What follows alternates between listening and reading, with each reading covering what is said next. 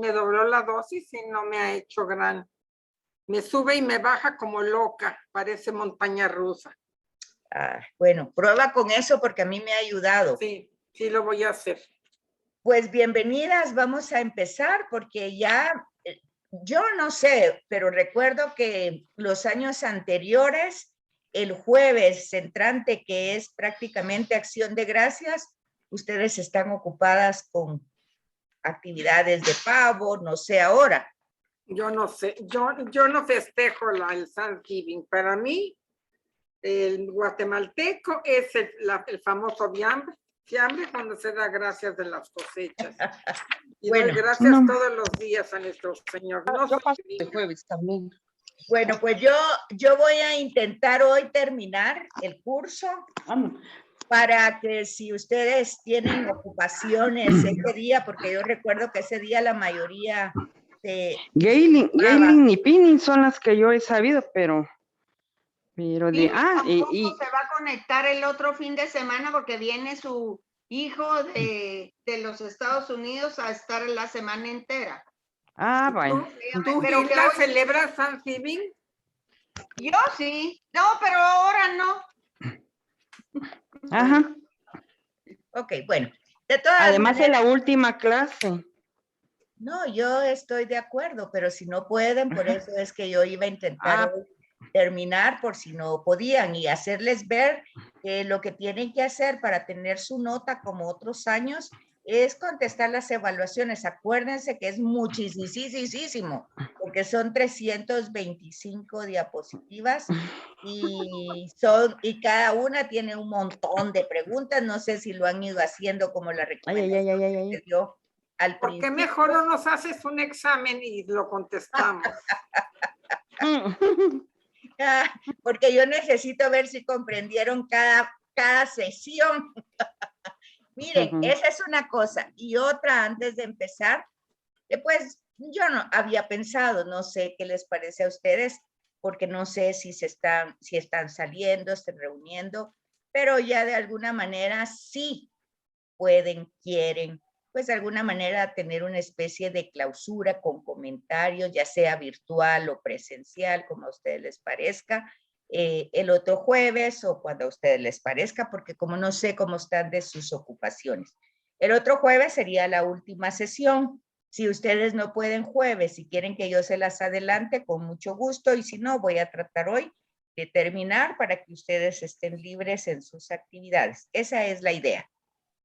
Me parece muy buena. Yo presencial no puedo.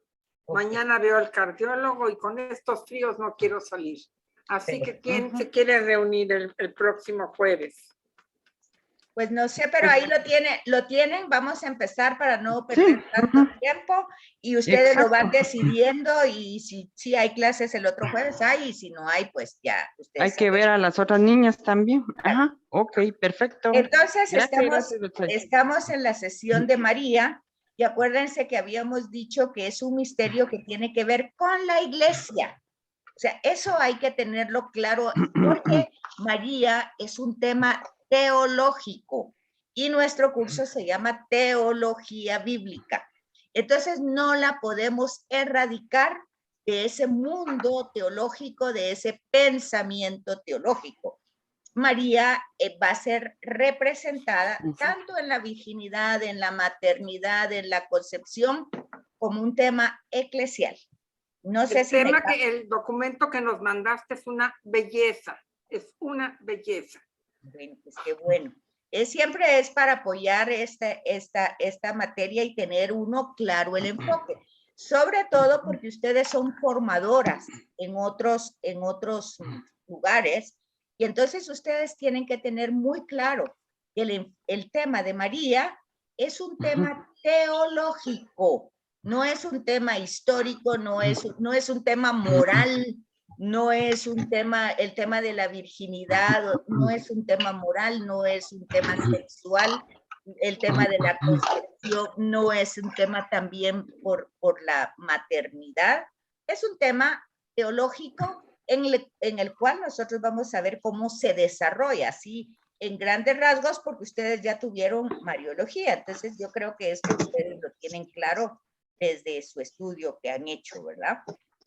Entonces, básicamente, María es la nueva, vimos en las sesiones anteriores, es la nueva Jerusalén, la nueva Israel, la Sión, la nueva Eva. Todas esas son simbologías y son todos temas del Antiguo Testamento que se le aplican a María, ¿verdad? Entonces, por eso aquí tienen... Micrófonos. Aquí tienen ustedes que María es arquetipo, o sea, modelo, ejemplo de creyente. O sea, del creyente, del seguidor, del creyente de la comunidad. No es de todo el mundo, es del que realmente cree y comprende quién es Jesús de Nazaret, ¿verdad? Entonces, no es problema, digamos, si otros movimientos cristianos tienen otro enfoque. Por supuesto, toda su teología está enfocada desde otra perspectiva. Entonces, que nosotros nos pongamos a jalarnos el pelo por eso, ya sea en las homilías o en las relaciones personales, pues no funciona, porque es un enfoque diferente teológico. O sea, digamos, muchos movimientos cristianos están centrados únicamente en la persona de Cristo, no tienen que ver nada con sacramentos, con mariología, con dogmas, o sea, ese proceso histórico de reflexión del misterio de Cristo a través de los siglos en la historia, pues otros movimientos no lo tienen. Y es claro que no lo tienen porque aparecieron hace 500 años, hace 200 años, entonces no tienen una historia larga que fue reflexionando, y acuérdense que esa reflexión es teológica, o sea, cómo se fue entrando en ese misterio. Cada vez que se iba respondiendo más a la pregunta, ¿quién es Jesús de Nazaret? Que es la base de la teología, ¿verdad? ¿De qué nos salva? Que es la base de la soteriología, de cómo es que podemos avanzar en el seguimiento de Cristo, que es la base de la gracia, que todos esos temas ya los estudiamos, que cómo de alguna manera en ese seguimiento somos de alguna forma bienaventurados, ¿verdad? Porque no se nos está ofreciendo estar exento de ningún sufrimiento, de ningún dolor, eso no ofrece, esa no es la salvación, sino que realmente darle sentido a cada evento, a cada circunstancia que vivimos, darle el sentido que Jesús le dio a su pasión, a su muerte, y la respuesta del Padre que lo resucita. Entonces María es arquetipo porque, al igual que Jesús, le da sentido a todo lo que le sucede en la vida. Entonces, ojo con eso, porque ahí es donde generalmente tenemos el problema. Entonces, María, en la iglesia, oiga, ¿qué quiere decir en la iglesia? La comunidad, pues ella tiene un puesto principal, importante. Es el misterio vivo, el que vivió la encarnación. Porque si la iglesia, o sea, si la comunidad existe, es para llevar a Cristo, no existe para otra cosa. Su única función es llevar a Cristo a todo lugar que sea posible. De ahí que el Papa Francisco diga que la misión no es una especie de proselitismo, de que la gente se venga aquí porque queremos más cantidad de gente. No, dice, si se deben de vaciar las iglesias, que se vacíen, pero los que se quedan, que entiendan por qué se quedan. Entonces, no es un tema de proselitismo. Si nosotros hoy trabajamos en formación laical, si nosotros hoy trabajamos o vamos a trabajar y se va a desarrollar el sínodo, es porque esa es la función de la iglesia. Cómo llevar a la persona de Jesús a estas realidades que hoy son distintas. Tenemos el ejemplo de Pablo en el Areópago, o sea, es una manera de ser creativo, ¿verdad? Y María, ella, misterio de la iglesia, o sea, ella es la primera que acepta a Jesús, lo encarna. Acuérdense ustedes que la carne eucarística, pues no se puede quitar de la carne de María. O sea, aún dentro de la Eucaristía, si creemos que Cristo eucarístico está ahí presente, pues esa es la carne de María, la sangre de María. Entonces, ese misterio, que tal vez no lo tenemos tan claro, pues María lo vive en plenitud cuando en su sí, donde encarna ella a la persona de Jesús, ¿verdad? Entonces, ese es como el primer tema de la encarnación. Luego está el tema de la virginidad en cuanto esposa virgen, ¿verdad? De Cristo. O sea, claro, ella fue su madre, ¿verdad? Pero luego ese tema comunitario, sobre todo lo vemos en Pentecostés, ¿verdad? Con la primera comunidad, ella está ahí intercediendo por esa, días. hola Pini, por esa venida del Ay, Espíritu. ¿Te manda? ay, que perdón, es que no me podía conectar. Buenos días. No Buenos entraba días. y no entraba hasta ahorita. Bienvenida, Pini. Qué bueno que pudiste entrar. Gracias. Pues aquí Sí, estamos con ahora ya estoy. muy bien, aquí estamos con el tema de María y entonces vemos que toda alma cristiana, partiendo de esta concepción y de esta vocación del seguimiento a Cristo, del pertenecer a una comunidad que sigue a Cristo, pues se desposa con Cristo como una virgen pura. Todos, o sea, todos tendrían, no solo Santa Teresita del Niño Jesús o los santos que entienden este tema, ¿verdad? Entonces se dan cuenta ustedes que no es tanto un tema moral, sexual, sino lo que dice aquí, la fidelidad y la pureza de la iglesia, o sea, otra vez de la comunidad, se transparentan primeramente en María, ¿verdad? O sea, ella es el arqueotipo. Luego tenemos a María como madre, también de la iglesia, ¿verdad? Este es un punto muy especial y nosotros cuando rezamos Madre de Jesucristo y Madre nuestra, ¿verdad? Este misterio concretiza en María en una nueva humanidad como Eva. Eva era madre. Eva significaba eso, ¿verdad? Madre, o sea, de la humanidad. Entonces hoy María es una nueva, madre de una nueva humanidad. Es lo que habíamos dicho anteriormente, es lo contrario a Eva, ¿verdad?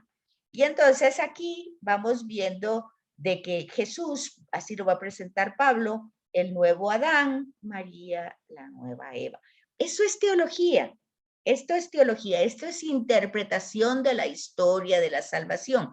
Acuérdense que desde el primer momento hemos dicho que teología es un mundo, es una manera de pensar diferente. Es decir, están las circunstancias, está lo cotidiano, pero de eso cotidiano y circunstancial yo hago una reinterpretación teo. O sea, Dios, ¿cómo descubro el paso? ¿Cómo descubro el rastro? ¿Cómo descubro el rostro de ese Dios en esa circunstancia? Eso es teología, una interpretación, una reinterpretación de los hechos, de las circunstancias, tanto positivas como negativas, porque no es solo como muchas personas piensan, cuando las cosas van muy bien, Dios estuvo aquí porque todo salió perfectamente, y qué bien, gracias a Dios. Pero cuando todas las cosas van patas arriba o muy mal, también está Dios. Y el tema no es ni que nos está castigando, ni nos está probando, ni lo está permitiendo para hacernos daño, ni nada de eso, sino que simple y sencillamente algo tenemos que aprender, decíamos hace 8 días. ¿Qué me falta aprender? ¿Cómo encuentro ese rastro, esa acción? Bueno, María es modelo de eso, es arquetipo. Guardaba todas las cosas en su corazón y las meditaba, lo cual significa que no es que lo entendiera todo, sino que lo guardaba. Y esa fuerza, esa gracia de meditarlo, claramente no como rumiando un pensamiento que lo trago, lo devuelvo, decíamos anteriormente, no, sino que desde Dios, porque otra vez, eso es teología, desde Dios, teo, ¿verdad? Entonces aquí tenemos el misterio de la iglesia, está personificado en el misterio de María, con una vida realmente oculta. Porque aunque nosotros querramos dar interpretaciones, por ejemplo, que Lucas pues tuvo muchos diálogos con María y ella le contó y todo eso, Pues acuérdense ustedes que todo esto se escribió 80 años después de la pasión y muerte de Jesús, hablando de Lucas, ¿verdad? Y no digamos Juan, que la presenta al pie de la cruz, eso se escribió casi 200, 300 años después. O sea, son reflexiones teológicas.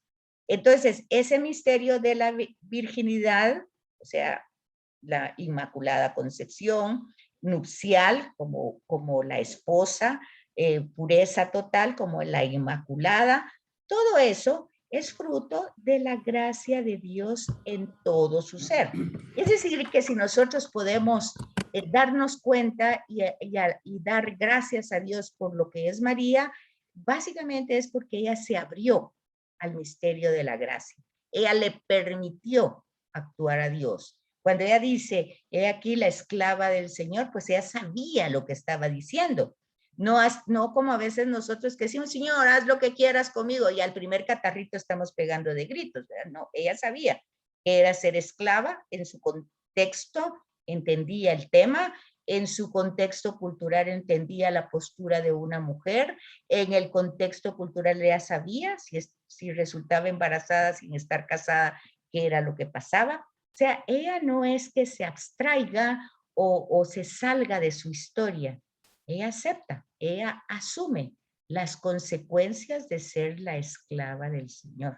Entonces, ahí tenemos ese misterio de la maternidad, una unión total, una filiación completa al Espíritu Santo. Por eso en las 3 Aves Marías que quedan del Rosario, nosotros decimos María, hija de Dios Padre, madre de Dios Hijo y de esposa de Dios Espíritu Santo. ¿Qué pasa, Nalu? ¿No puede entrar? Es Pini. Ah, se volvió a salir, se salió. Ah, bueno, sí, dice que tiene problemas, entonces yo le Ya puse volvió a ahorita que- entrar, gracias. Ah, va, Pero gracias. está bueno. muy inestable el internet. Eso ha de ser. Bueno, entonces ven, todo esto, si algo se le ve de meritorio a María, es esa capacidad de abrirse a la acción de Dios en su propia historia, sin poner a veces las excusas que puso Moisés o Abraham o cada uno de los profetas o los mismos, la misma humanidad originaria de Adán y Eva, ¿verdad? Entonces, por eso, estos títulos que para nosotros son dogmas, pero no fueron sacados de la manga, ¿verdad? Sino que básicamente la escritura, otra vez, es teología, ¿verdad? Nos está hablando explícitamente y de una manera transparente sobre la vocación de la iglesia. ¿Hasta qué punto la fe de la iglesia en comunidad, en reflexión, en entrar en esa historia, pues ha ido develando a través del tiempo, pues otras características maravillosas del misterio de Jesucristo y del misterio de la iglesia, ¿verdad? A veces nosotros solo nos fijamos en la parte humana de la iglesia, y bueno, eso es fácil verlo, pues todos somos pecadores, ¿verdad? Pero hay otro misterio que está otra vez así, como debajo de agua, como metido dentro de todos los acontecimientos, donde la acción del Espíritu se va desarrollando. Entonces siempre se ha dicho que vamos a Jesús por medio de María, ¿verdad? En todo caso, por medio también de la iglesia, porque ya se fijan, María personifica la iglesia, o sea, la comunidad, no la casa, la comunidad, los miembros. Entonces vamos a Jesús por María. María es la primera miembro, entonces ella pues es la madre de esa comunidad. Entonces, vean, todo va no tanto como ideas piadosas que tenemos que pelear para defenderlas, no. Es más bien el testimonio, la comprensión de este misterio eclesial, ¿verdad? Bueno, aquí terminábamos esta parte, aquí tienen todas las autoevaluaciones, que ya les dije que son tantas, y vamos al tema final, que es la iglesia, y que mucho de la iglesia pues ya se explicó en María, ¿verdad? ¿Qué significa iglesia? ¿Cuál es el origen? ¿Qué evangelio emplea esta palabra? A ver si por lo menos me contestan esta. ¿Qué evangelio utiliza la palabra iglesia? ¿Saben cuál? Evangelio. No Hechos de los Apóstoles ni Pablo, porque él la utiliza muchas veces. Evangelio. Mateo, Marcos, Lucas. Mateo, creo. Sería ¿no? Mateo. Mateo. Ajá. ¿En Por qué lleno los versículo cielos dirían y todo. ustedes?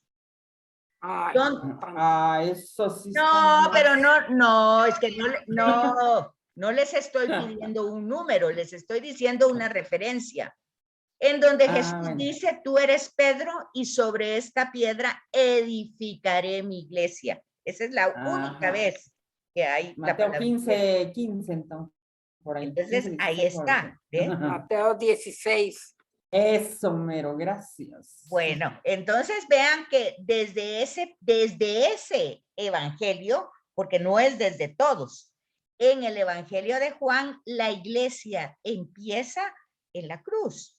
Cuando de Jesús sale sangre y agua, pues está dando vida, está dando su espíritu a la comunidad que está a sus pies.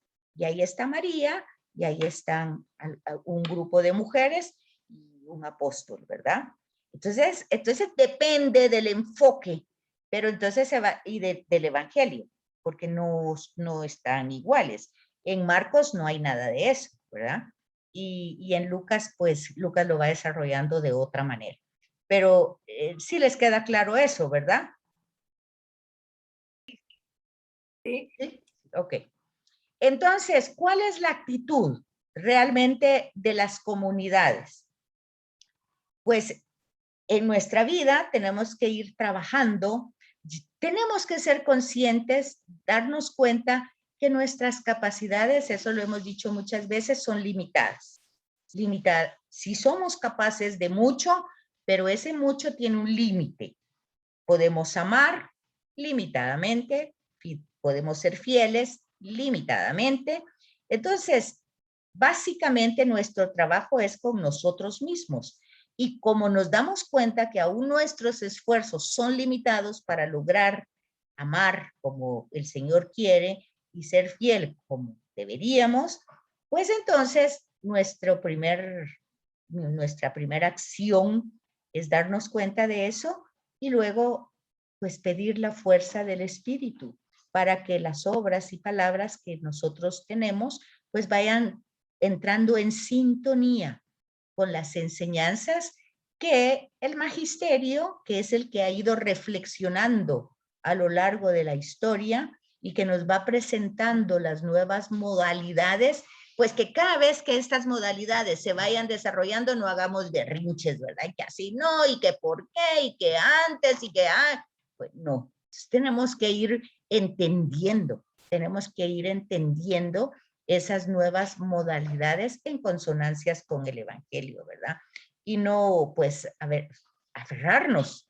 Sí debemos conocer las tradiciones, sí debemos entender un poco la historia de esa iglesia que no nació exactamente como la tenemos hoy. A través de tantos siglos ha ido cambiando. Y qué bueno, porque eso significa que está viva, ¿verdad? Y entonces aquí tienen el esquema de la palabra, ¿verdad? Etimológicamente, la palabra es griega. Y pues se va desarrollando a través de toda la historia. Primero, la preparación desde el Antiguo Testamento se ve como una estructura que se va desarrollando primero como pueblo de Dios. Ustedes van viendo esa historia de la salvación. Luego ya vemos todo ese proceso difícil, ¿verdad? Del pueblo de Israel que tenía que ser como un imán para atraer a todas las naciones, pero de repente que se siente orgulloso, soberbio por ser elegido, no entiende la función que tiene. Y hoy vemos en el Evangelio a Jesús llorando por esa Jerusalén que no entendió nunca, que su nombre es Ciudad de la Paz. Y hasta el día de hoy ese nombre pues no funciona de esa manera porque en sus fronteras no hay paz. Y Jesús llora hoy llora por ese nombre que no hace honor a su nombre, ¿verdad? Porque tristemente ahí hay una frase muy dolorosa que a tus ojos está oculto. Es un mensaje que a tus ojos está oculto, o sea, que no lo logras ver, que no lo logras discernir. Esa frase es impresionante en las palabras de Jesús. ¿Cómo puede haber una verdad oculta a nuestros ojos y que no logra entrar en nuestros oídos?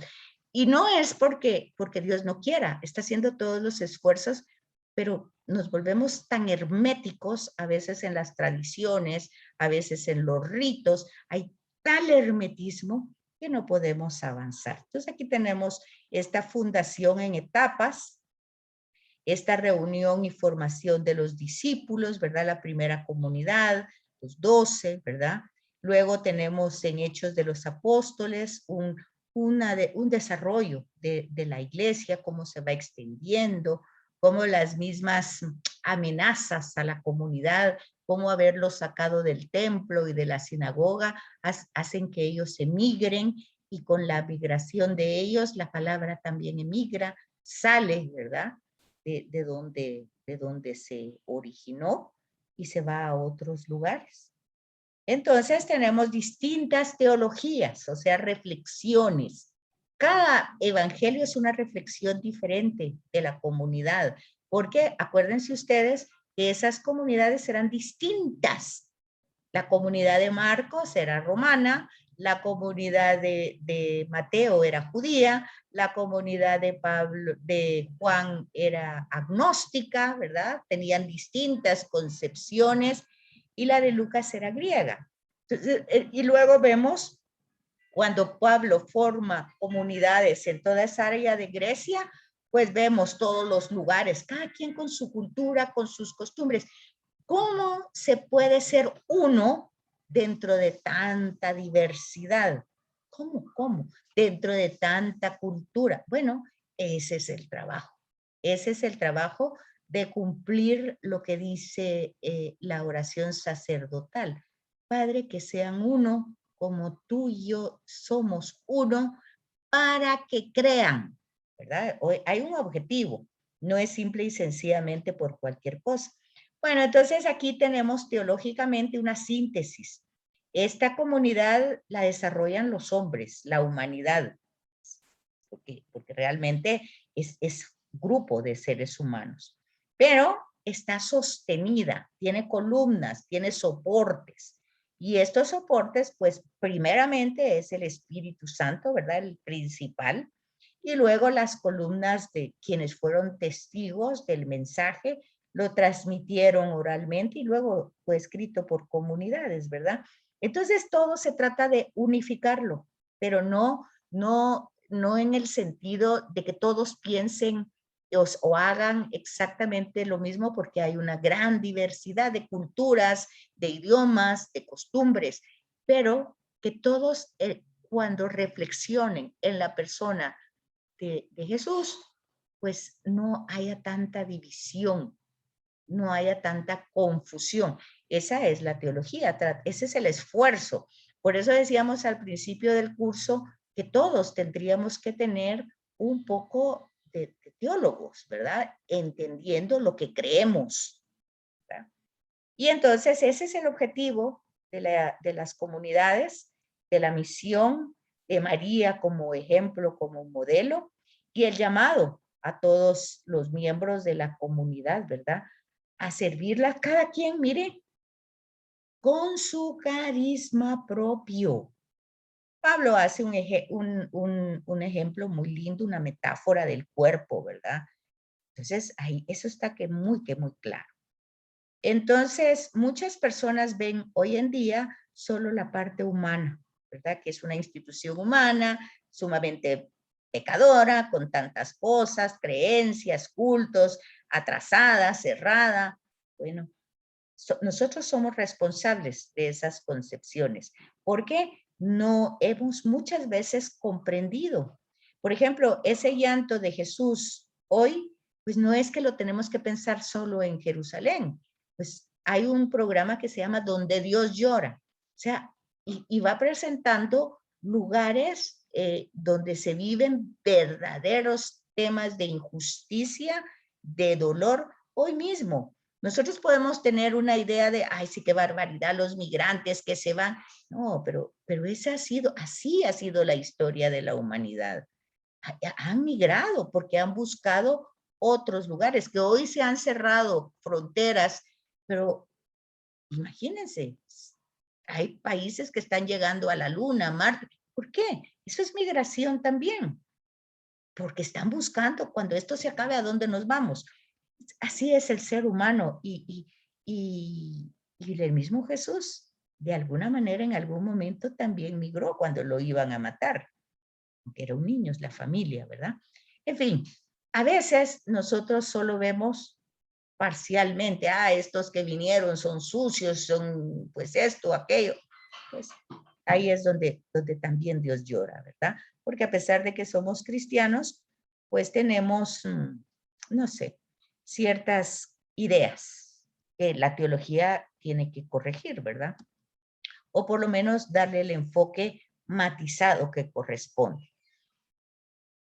En sí, la iglesia es el misterio de un pueblo pecador. Ese es otro tema también teológico, ¿verdad? No sé de dónde salió que todos los que estamos en la iglesia somos santos, puros y buenos, ¿verdad? Y que cuando vemos que alguien que no lo es, en lugar de alegrarnos, pues sí, esto que está haciendo aquí, sí es tal cosa, ¿verdad? Bueno, realmente, si lo vemos desde el Antiguo Testamento, no ha habido mérito ni para la elección, ni para que se consideren pueblo, ni por la fidelidad. Tenemos que ver esa historia del pueblo de Israel, cuánto le ha costado a Dios, cuánto esfuerzo. Lo vemos en la parábola de ayer, ¿verdad? Que eran dos parábolas en una. Pues lo van a hacer rey, pero tiene enemigos. ¿Pero por qué tiene enemigos? Porque lo que está presentando es un proyecto de paz, de amor, de armonía, y no le gusta a todo el mundo. Tiene enemigos. Bueno, entonces aquí pues se van a dar cuenta de que desde el Antiguo Testamento Israel no, es un pueblo elegido, pero porque tiene una función, no porque sea santo, ni porque sea el mejor, ni porque sea el más grande. Hay que leer al profeta Oseas para darse cuenta que era Israel, cómo lo expresa Oseas, ¿verdad? Pero, ¿qué es lo que tiene? Herramientas. Dios le da herramientas. Dios se manifiesta. Pero, ¿qué es lo que pasa? Ellos quieren que Dios solucione las vidas, que les quite problemas. Y a veces ese es el mismo problema que tenemos hoy. Así es que ese llanto de Jesús que no se presenta muchas veces en el Evangelio sigue siendo actual, ¿verdad? Porque la iglesia es la extensión del cuerpo de Cristo, el hogar del amor, el misterio de una institución humana, pero también la acción de ese Dios en esa institución, ¿verdad? ¿Por qué no se ve tan clara esa acción de Dios? Pues porque nos cerramos, porque se nos olvida una plegaria sacerdotal que hace Jesús. Dice, no te pido que los saques del mundo, sino que no sean, o sea, no se dejen arrastrar por las propuestas del mundo. Entonces aquí tenemos a una serie de institución que muchas veces, y eso no es solo ahora, ha sido en siglos pasados, donde le atrae todo el poder del mundo, todo el prestigio del mundo, y se deja llevar por ello, ¿verdad? Sin embargo, hay siempre la gracia de Dios, se presenta con un Francisco de Asís, con un Ignacio de Loyola, con un Domingo de Guzmán, en nuestra época con una Madre Teresa, un Padre Pío, un San Juan, San Pablo, todos los papas que han sido canonizados, que de alguna manera han trabajado por la paz, han trabajado por llevar ese desarrollo. Tampoco se trata de que nosotros nos quedemos pues así con la boca abierta viendo a estos personajes, sino ir dándonos cuenta que todo eso nos corresponde a nosotros hacerlo también en nuestra vida. Ese es el tema de la salud, ¿verdad? Entonces, esta fundación de esta comunidad cristiana pues también se puede reinterpretar de diversas maneras, ¿verdad? Porque ya saben ustedes que cuando se escriben los evangelios, las comunidades ya están formadas, ¿verdad? Ya está el seguimiento de Cristo. Pero de alguna manera se va entendiendo como una continuidad de Israel, solo que este pueblo es un nuevo Israel, una nueva Jerusalén, ya no con una territorialidad en ese lugar, sino ya dispersada en todo el mundo, ¿verdad? Con un contenido nuevo. A veces el problema es eso, que queremos ese contenido nuevo, lo queremos poner, como dice el Evangelio, en odres viejos, o sea, en aquellas viejas estructuras. Constantemente se oye que la gente quiere regresar a la primitiva comunidad primitiva. No existen ni las formas ni los modos para eso. Nos queda 1:42 y para que se vaya termine Zoom y nos volvemos a conectar, ¿verdad? Sí, sí. Ok. Claro que sí. Entonces vemos aquí la palabra eclesía, ¿verdad? Que significa asamblea, o sea, reunión. Pablo le da un sentido religioso, o sea, no tenía, igual que la palabra evangelio, no tenía un sentido religioso, pero con la historia se le va dando ese sentido. Los 70, que es reunión de los 70 sabios, ¿verdad? Pues ya ellos ya ellos mismos van a ser una asamblea convocada, ¿verdad? Y luego su objetivo va a ser el culto, la celebración. En hebreo, porque en griego es eclesía, en hebreo es kahal, que es la reunión que hubo en el Horeb, en el Sinaí, las distintas etapas donde Dios ha convocado, ha reunido y ha enviado. También la palabra puede significar sinagoga, ¿verdad? Eso fue cuando ellos se fueron al destierro. No había templo, no había ningún lugar. Ellos se reunieron en casas. Así empieza la función de la sinagoga, en un lugar donde se dé una alabanza, un momento, un destino, una presencia a ese Dios. Entonces, la palabra tiene su etimología propia, ¿verdad? Convocar, llamar, reunir. O sea, cuando nosotros vamos al templo, hemos sido llamados.